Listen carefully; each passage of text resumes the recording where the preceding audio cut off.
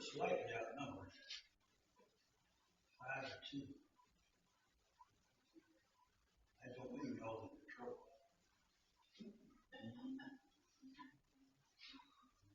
You go by age. I will go back up there.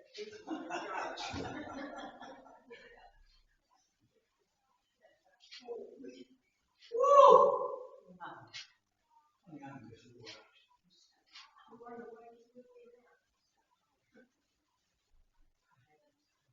He gets up. I have to get her in line. Better whip it, right?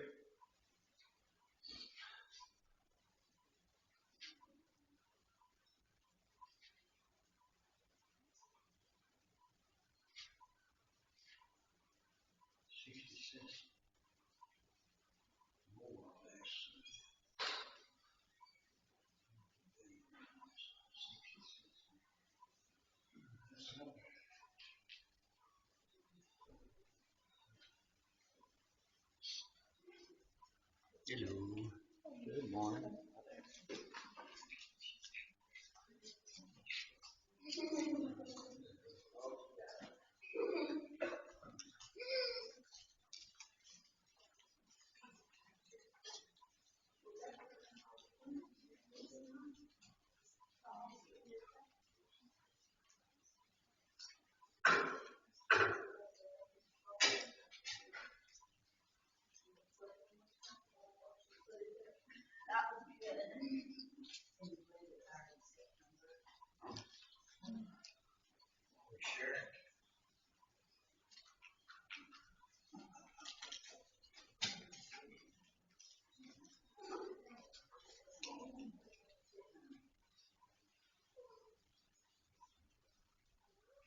Morning. I'm all right.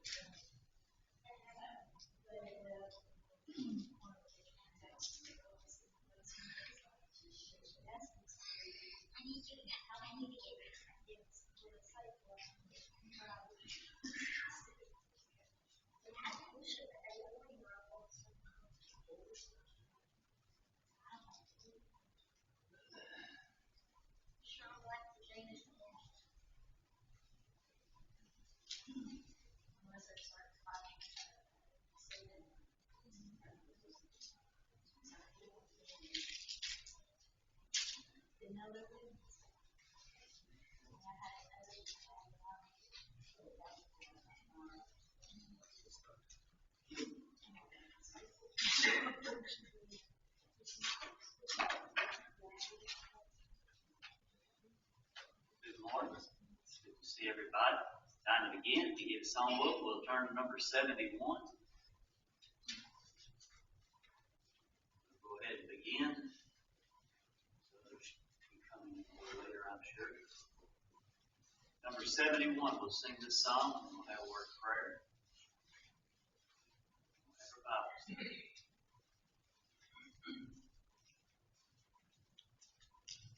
Blessed assurance,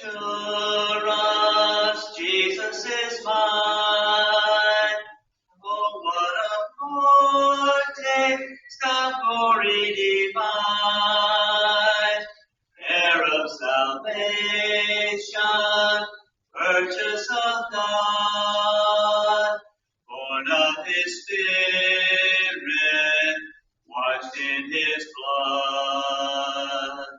This is my story, this is my song, praising my Savior all the day long. This is my story, this is my song, praising my Savior all the day long. Perfect submission, perfect delight, visions of rapture now burst on my sight. Angels descending, bring from above echoes of mercy, whispers of love. This is my story, this is my song, praising my Savior all the day long. This is my story, this is my song, praising my Savior all the day long. Perfect submission, all is at rest. I in my Savior am happy and blessed, watching and waiting, looking above, filled with His goodness, lost in His love. This is my story, this is my song, praising my Savior all the day long. This is my story, this is my song, praising my Savior all the day long. Will you pray with me, please? Our God and Father in heaven, hallowed be thy great and glorious name. We're so thankful, Heavenly Father, that we can consider how great you are and how much you've blessed us and what a blessing and privilege it is to be thy children, to be able to gather together to worship thee, to sing praises to you, to consider your word, to think about all the blessings that you've provided for us in this life and the opportunities that are held out before us as we think about heaven and what you've done that we might have the forgiveness of our sins and have the hope of heaven. Heavenly Father, help us to realize and recognize how truly privileged we are and how blessed we are in this life. Heavenly Father, as we look at our lives and we look at thy glory and thy greatness, we know how far short we've fallen in being what we ought to be and offering to you what we ought to offer. We pray that you will forgive us of those things that are wrong in our lives, where we've sinned against thee. We pray that you'll help us to overcome those things that seem to so easily set us back and cause us to fall short. We pray that you'll Give us the strength and the wisdom and the courage and the ability to overcome those things that stand in our way of being what you would have us to be. Heavenly Father, as we come before thy throne of grace, we pray for those that we love and care about that are sick and suffering. We thank for those who have had a measure of strength and encouragement along life's way and the things that they face, that they're better physically. We pray, Heavenly Father, that they will continue to improve. Heavenly Father, we pray for those who are not here. We pray for those who are out of service to thee because of indifference or lack of care. We pray, Heavenly Father, that things might be said or done that might encourage them to realize how greatly you blessed us and won't have the desire to serve thee. We're so thankful for Jesus. We're thankful for the church. We're thankful for the Bible. We're thankful for all things that you've given us to help us along life's way. And we ask that you'll help us to better appreciate and be thankful for the things that we have. We ask you to bless us in our Bible study this hour. We pray that you'll bless us as we strive to worship thee this day. In Christ's name, amen.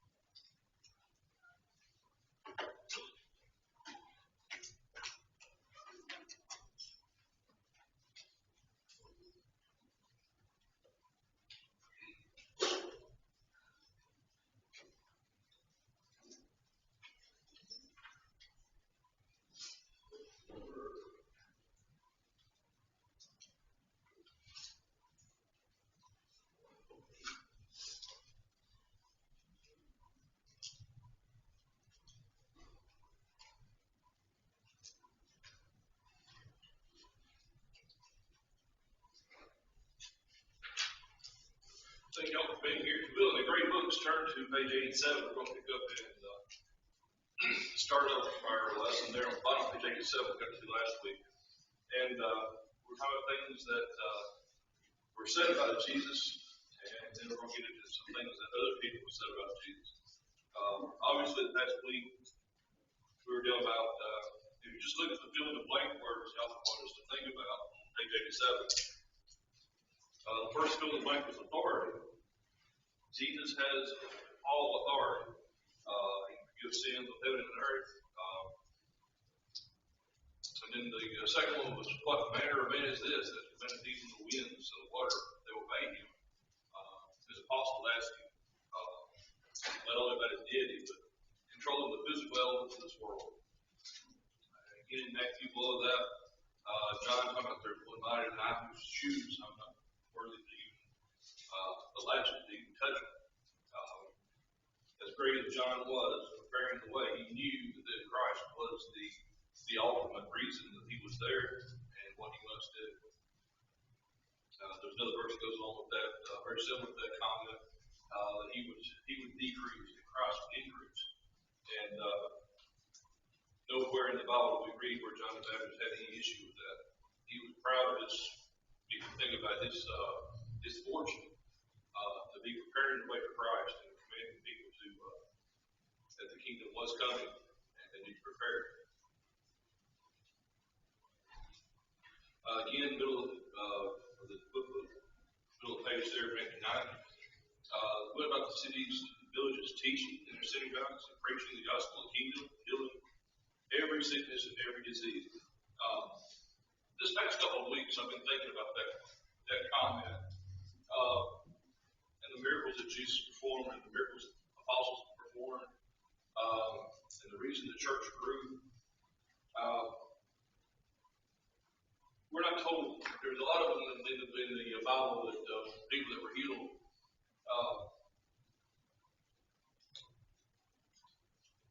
Do you think that their faith was any stronger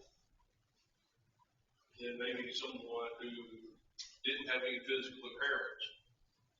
We read about the friends that came and laid one man at the pool, and he was healed. But the people that saw it, was their faith any different? I different. The reason I'm asking that is because if you personally had that conviction in your heart that you knew you couldn't see, you knew you couldn't walk, you knew that Jesus had healed you, would you have been more faithful than those who just saw it happen? And on a spiritual sense, what are we doing today? We've been healed spiritually. We should have a great faith, a stronger faith, willing to teach others, willing to go out. That's one thing I was thinking about these people that were healed. You would think that they spent the rest of their life talking about Jesus. That before I couldn't walk, and now I can walk. Jesus healed me. He is the Christ, the Son of the living God. Different things that people were saying about him. What do y'all think about that? Is that just something I'm kind of getting stuck in my head? And I try to make it relate to us as Christians. That's kind of where I was heading. We should be the most dedicated, vocal group there is. We've been healed. We've been forgiven of our sins. We have the truth. Any comments on that? We read our suitcases when people were healed. They didn't even say thank you. They just didn't confirm that. Yeah, sometimes they just, you don't hear about them again, but you think that have been, in Jerusalem, the day of Pentecost, talking about how these apostles that were teaching and preaching, they were followers of Christ. They were there when I was healed. They saw it. And they had themselves, Paul, Peter, and all the apostles healing others to basically fortify what they were saying was true. But many didn't believe. The verse we finished up last week, I kind of was talking about the red letter edition, being the words of Christ in red. We have a couple of cases when God from heaven spoke. And this was here in Matthew 17. It talked about the Mount Transfiguration, Moses, Elijah, and Christ. And the voice came from heaven and said, "This is my beloved Son, in whom I'm well pleased. Hear ye him." When was the other time we heard that voice from heaven? Didn't hear. When was the other time that a voice from heaven, Jesus did something and something was heard from heaven? Baptized. So when he was baptized, he started his ministry early, and then here at the Mount Transfiguration, toward the end of his life, he was acknowledged as the Son of God from above. Obviously, people, especially the apostles in this case, saw it and heard it, and their faith was built upon it. Senator, we'll go ahead and I'll start with you. Matthew 22, 17 through 22. That'll be the first place we get to. From the Pharisees again. Even though they were trying to trick him and trying to trip him up, they recognized that he was the Christ. And they sent him out unto him, their disciples, which they were him, saying, Master, we know that thou art true, and teachest the way of God in truth, and there is come for any man, but our regardest not the person of men. Tell us therefore, what thinkest thou? Is it lawful to give tribute unto Caesar or not? But Jesus perceived their wickedness and said, Why tempt ye me, you hypocrites? Show me the tribute money. And they brought unto him a penny. He said unto them, Whose is this image and superscription? They say unto him, Caesar's. And said he unto them, Render therefore unto Caesar the things that are Caesar's, and unto God the things that are God's. What things are God's? Verse 21. In a broad sense, all things are God's.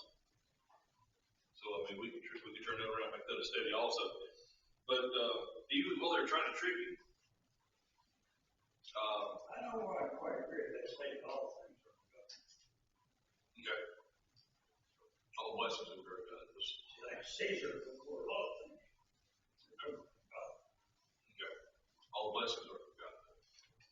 All creation is of God. But the evil, I see where you're going there. Yep. All things are not of God, but the blessings are. The things we receive, they're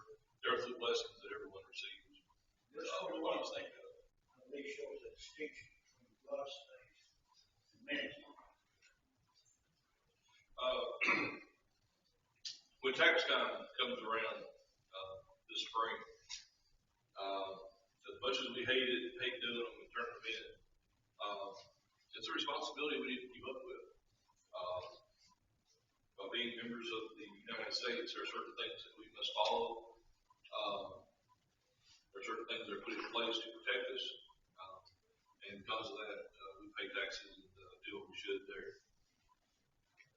And we've had discussion up to the point where it becomes simple. We're supposed to support the government we're under. Even the Romans in the first century, there was things there that they taxes that they took. The disciples obviously paid those and gave to the government as they should have. What others are said of Jesus? John 1, 45 to 46. I'm going to go ahead and get that for us.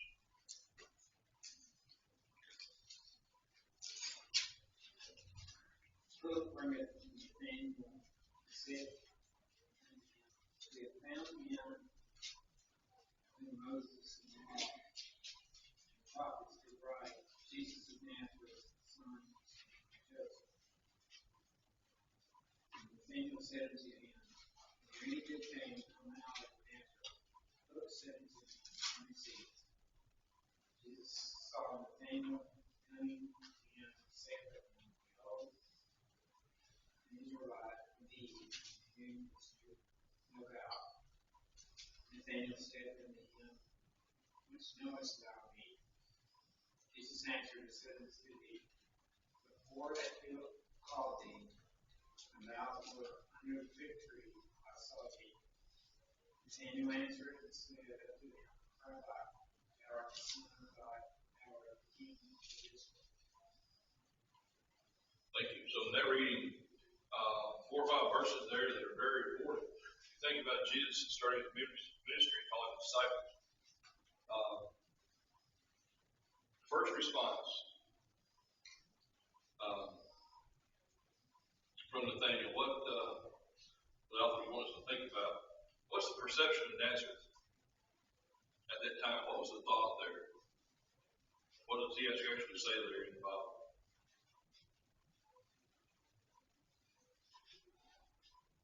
Verse 46.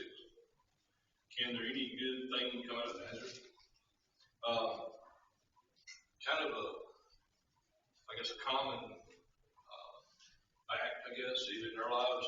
There are certain parts of different cities, different towns, different regions that are known for different things. Same thing was known for Nazareth.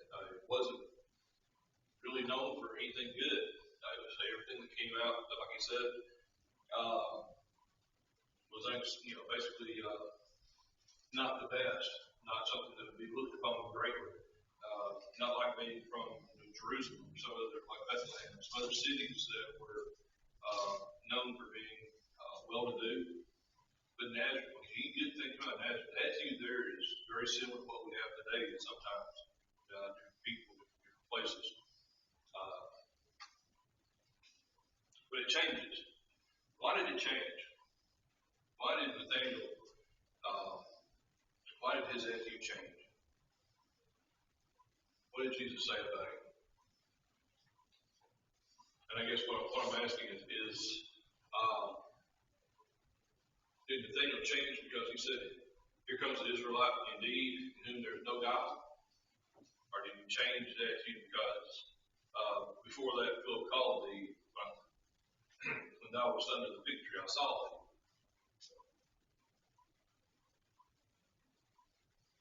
When Jesus said he saw him under the fig tree, he had to be different. It wasn't just a regular man that said that.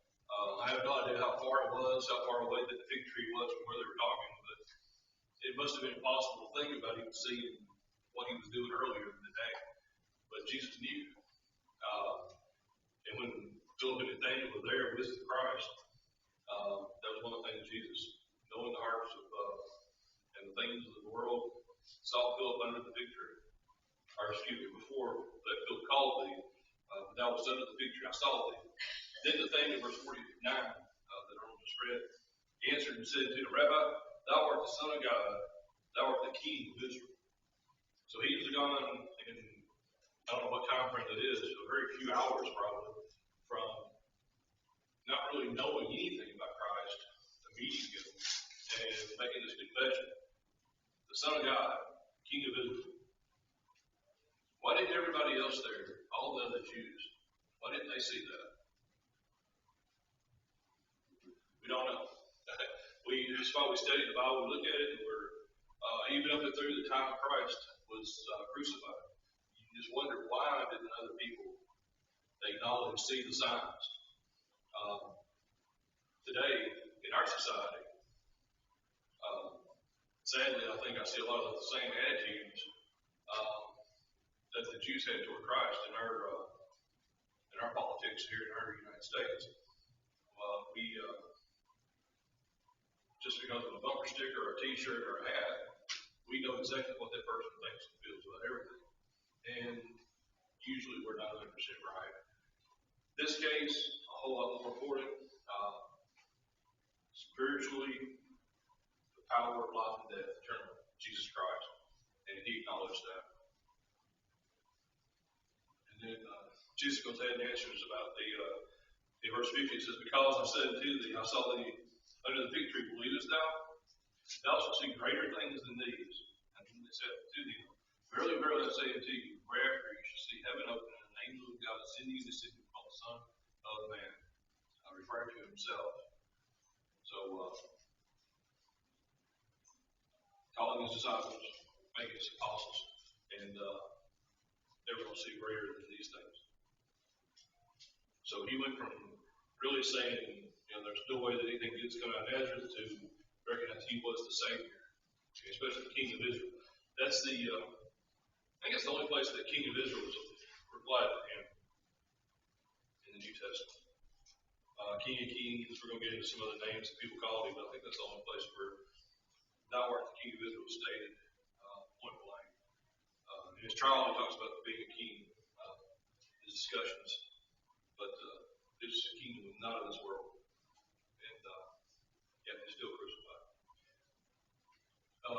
Roy, if you will get John 5:16, and Nate, if you get John 7:20, and Sister Sue, if you will go ahead and get Luke 5:21, and Sister Edwin, Luke 5:30. We'll go ahead and knock these 5 verses out and talk about what others have said about Christ. John 5, I think we talked about that in last week's lesson, maybe some. Again, they were trying to trap him and his disciples. What does it say there in John 5:16?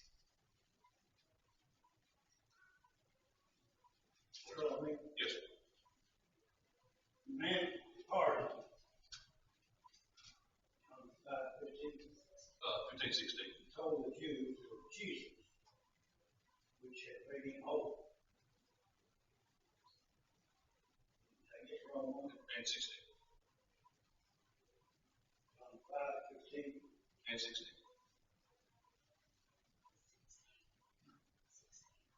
16. Yes, sir. Therefore did the Jews persecute Jesus and sought to slay him, because he had done these things on the Sabbath. This was another verse that kind of makes us think, what should they have seen?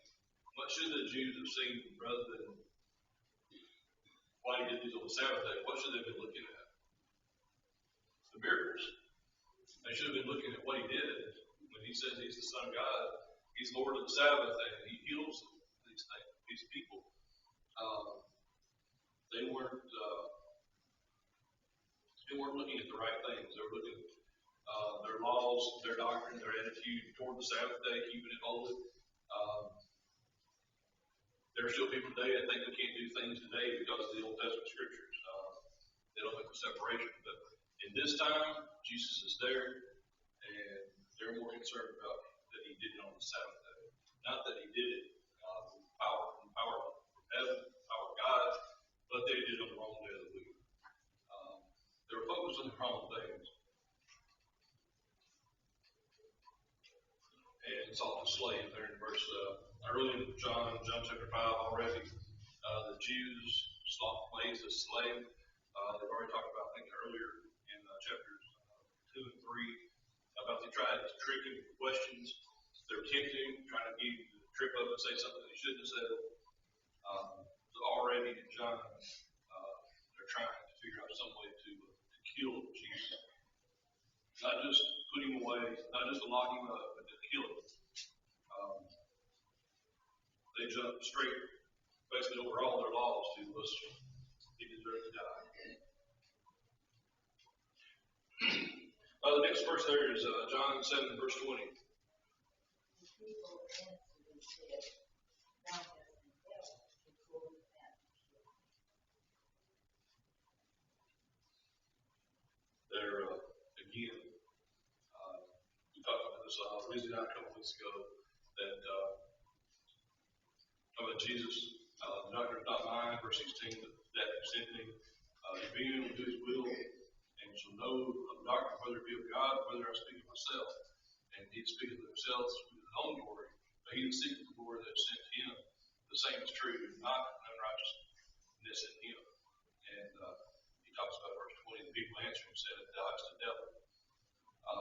Casting out a devil in the name of Beelzebub, basically claiming that he was evil himself, but he was doing good. Again,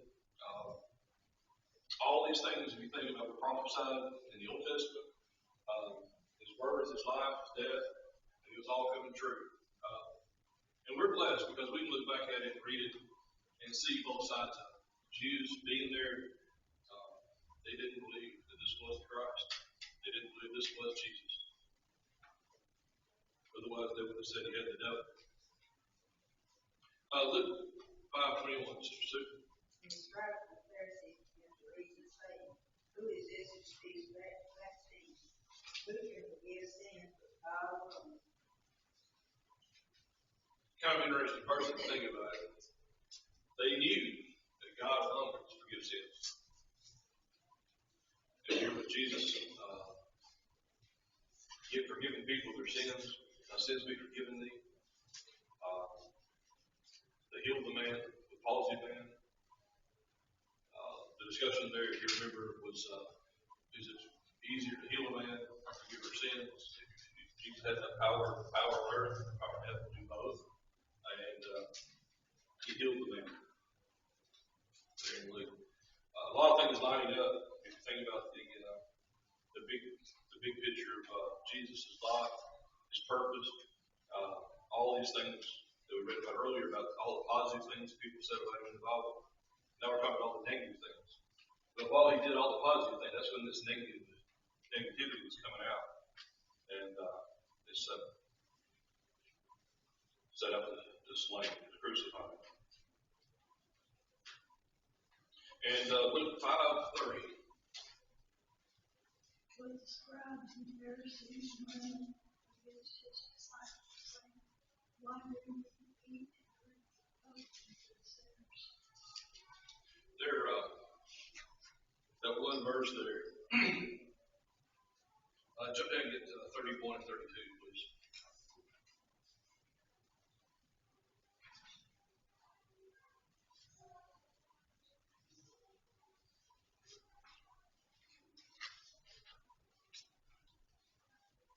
If you're still there,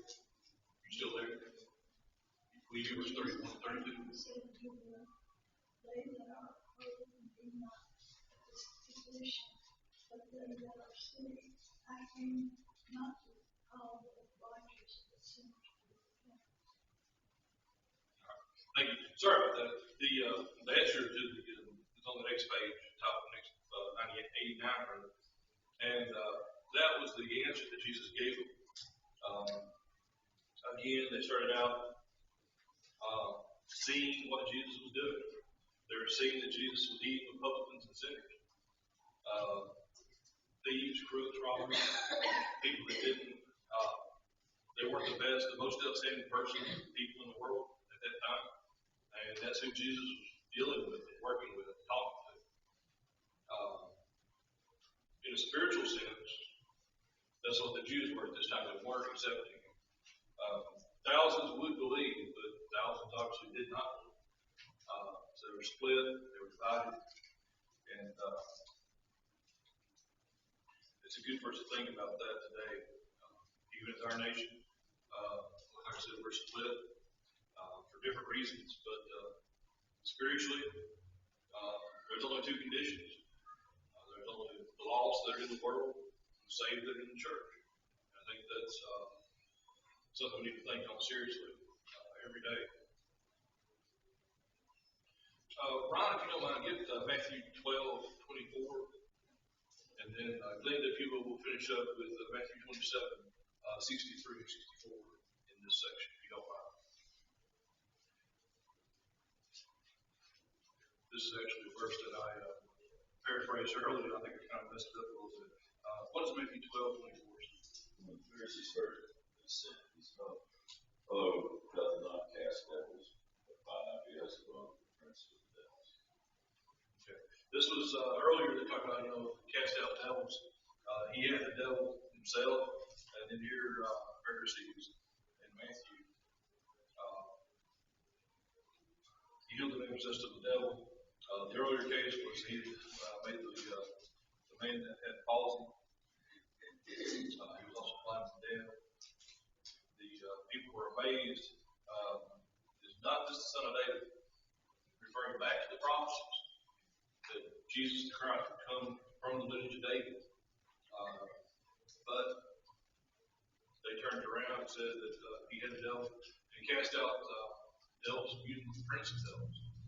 Exactly the opposite of who Christ was. When we talk to people about the church and about being a Christian, do we see some of that same attitude today?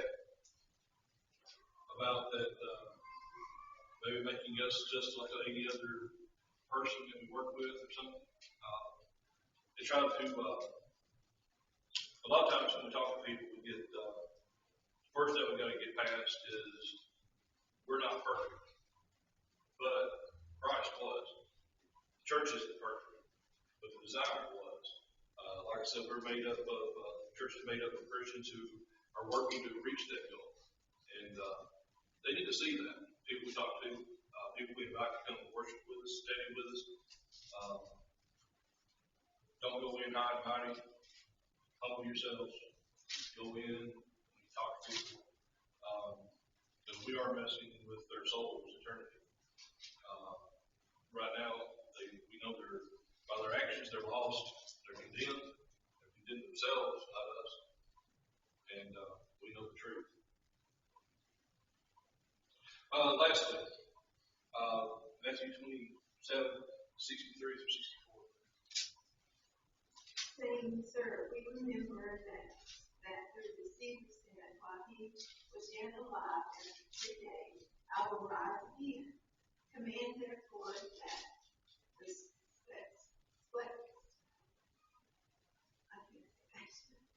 be made sure until the third day, lest his disciples come by night and steal him away and say to the people, he has risen from the dead. So the last era shall be worse than the first." Thank you. Appreciate that. This is after Christ's death, burial, and resurrection, obviously. Or, after Christ's crucifixion, before the resurrection. They were trying to fix it so that there would be no way that the disciples would come take away the body and lie about he is risen. We've seen him. And Pilate said to them, "You have a watch, go your way, and make it as sure as you can." And verse 66, "So they went and made the sepulchre sure, sealing the stone and setting a watch." We're not told what happened to that watch. We're not told what happened to the guards. Talk about sealing up the tomb. There was a reference, I think, made, Mary, about as they went, who rolled the stone away from them. When they got there early on the Sabbath, end of the Sabbath, first day of the week, verse 28, verse 1 of chapter 28. And into the Sabbath, it was the beginning dawn of the first day of the week. Came Mary Magdalene and her other Mary to see the sepulchre, and behold, there was a great earthquake, and an angel of the Lord descended from heaven, and came and rolled back the stone from the door and set upon him. His countenance was like lightning, and his raiment white as snow. And for fear of him, the keeper did shake, and did become as dead men. And the angel answered and said unto the women, "Fear not ye, for I know that thou seek Jesus, which was crucified. He is not here, but is risen. And he, as he had said, comes to the place where the Lord lay. You go quickly tell the disciples that he is risen from the dead. That worry, that idea that they were worried that his disciples were going to do something. Again, they had thought a little bit lower than they should have. It was God's power, God's plan that Christ would be resurrected from the dead.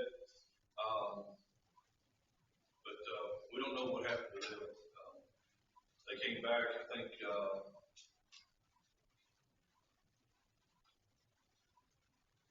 verse 11 talks about now when they were going, behold, some of the watch came into the city and showed the chief priest all the things that were done, verse 11.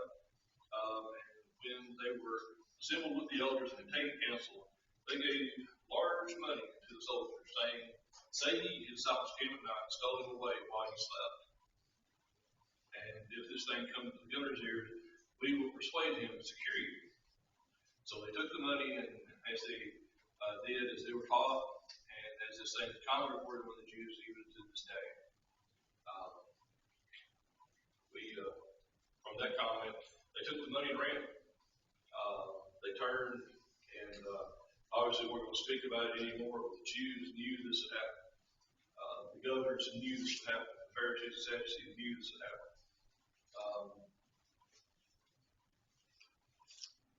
They should have been worried, I guess, not that Jesus had been raised from the dead, but spiritually, they needed to change. That this was the Christ they crucified. And I think we see that in Acts 2, when they talk about the day of Pentecost was fully done, and the disciples preached. They realized what they'd done. They had time to, luckily, had time to correct their wrong and become believers at that time. But again, we remember that this deceiver had said, referring to Jesus himself as a deceiver, and he was exactly the opposite. Everything he said was true and factual. Everything he did was as God would have him to do it, as I said earlier, perfect. And that's who we follow, sir. Any questions about these two groups of people? Those that said good things about him and those that said bad things about Christ. Any other comments or thoughts that you might have? There are several other places in the Bible where different people refer to him as something different. The writers of the Bible were talking about down at the bottom of the page, and there's about, I didn't count it, there's many verses here.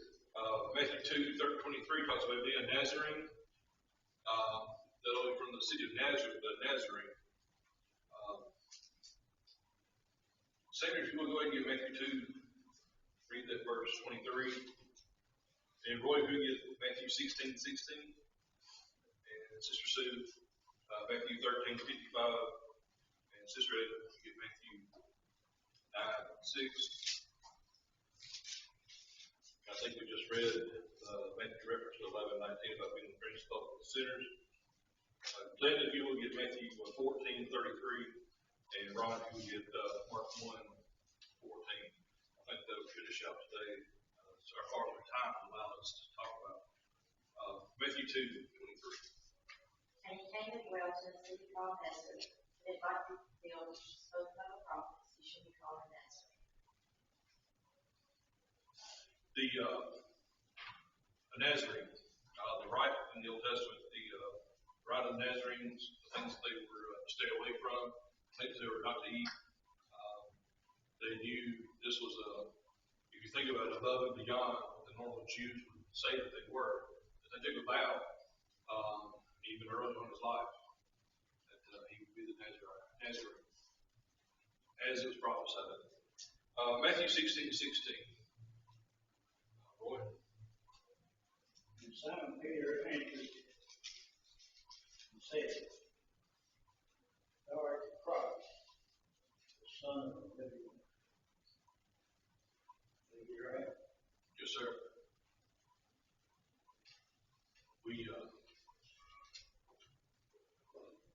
If it's not underlined. Won't make much difference to it. It's interesting to think about the conversations that he had, the great confession there. Thou art the Christ, the Son of the living God. Very simple, but very, if you look at it, very fulfilling. Prophecies were being fulfilled, but Peter acknowledged this.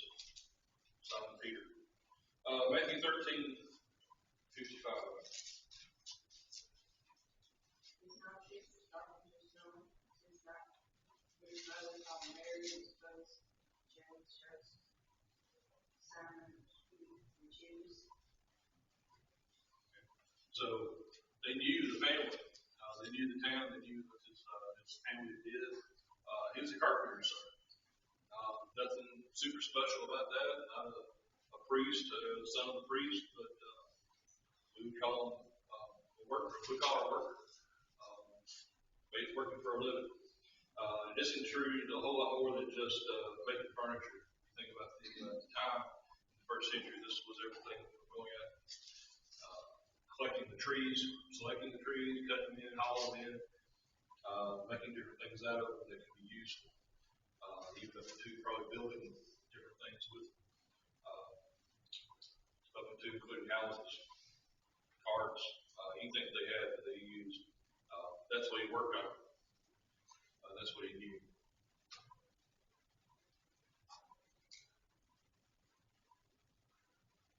Matthew 9:6. I think I skipped that.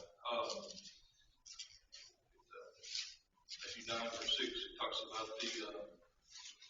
But then you say that the Son of Man hath power on earth to forgive sins. And they said, the sick falls and arise, take up bed, and build up a house. And he arose and departed from his house, and when the multitude saw, they marveled and glorified God, which had given such power unto man. So he was the Son of Man, he was a carpenter's son, he was Jesus the Christ, and he was a Nazarene. We talked about today how he gave focus to sinners. That's when they started questioning what he was doing, why he was doing it, especially on the Sabbath day. Several times they come up with that. Asking why his disciple ate. In Matthew 14:33.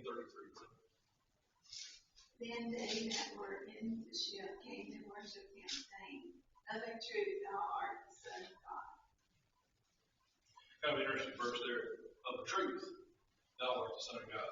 So without question, without any, basically any evidence against it, there's no way we can deny this is not the Son of God. And then lastly, Mark 1:14. And after John put the prison, Jesus came to Galilee, preaching the gospel. Preacher.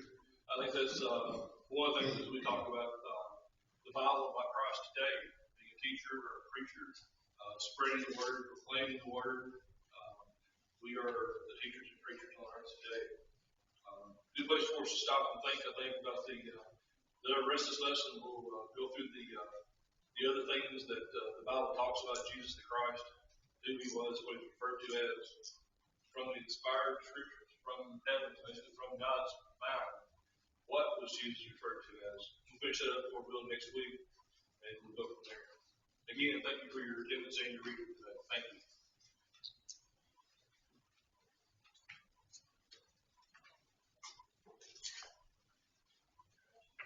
We try to cover too much.